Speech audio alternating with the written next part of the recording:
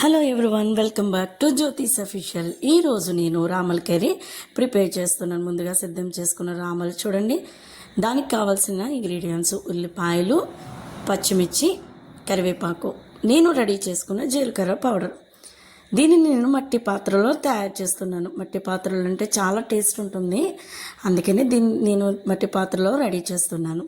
ముందుగా నూనె వేసి ఉల్లిపాయలు వేయాలి. తర్వాత పచ్చిమిర్చి, కరివేపాకు వేసి బాగా వేగనివ్వాలి. చూడండి, బాగా వేగనిచ్చిన తర్వాత కావలసినంత పసుపు, కావలసినంత కారం వేసి బాగా మగ్గనివ్వాలి. ఉల్లిపాయలు బాగా వేగాలి. కావలసినంత పసుపు, కారం వేసుకుని బాగా మగ్గనివ్వాలి. లో ఫ్లేమ్లోనే మగ్గనివ్వాలి.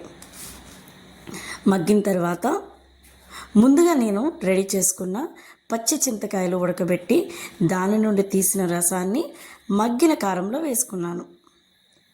చూడండి, ఈ విధంగా మగ్గిన కారంలో వేసుకోవాలి.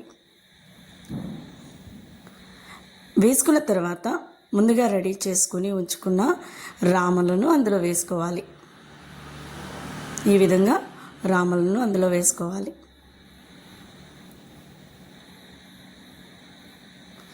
సో వేసుకున్న తర్వాత పులుపుకి మొత్తం అంతా అప్లై అయ్యేటట్లు బాగా మునిగేటట్లు కలుపుకోవాలి. అది నెమ్మదిగా కలుపుకోవాలి, లేకపోతే ముక్కలుగా విడిపోతాయి. తర్వాత తగినంత ఉప్పు వేసుకోవాలి. తర్వాత బాగా మగ్గనివ్వాలి. మగ్గిన తర్వాత నేను ప్రిపేర్ చేసుకున్న జీలకర్ర పౌడర్ను కూరకి ఎంత కావాలో అంత వేసుకోవాలి.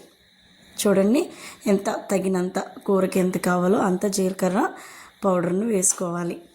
కొంచెం సేపు మగ్గిన తర్వాత చూడండి ఎంత కలర్ఫుల్గా కనిపిస్తుందో. గుమగుమలాడే రామల్ కర్రీ రెడీ. ఎంత టేస్టీ ఉంటుంది కదా.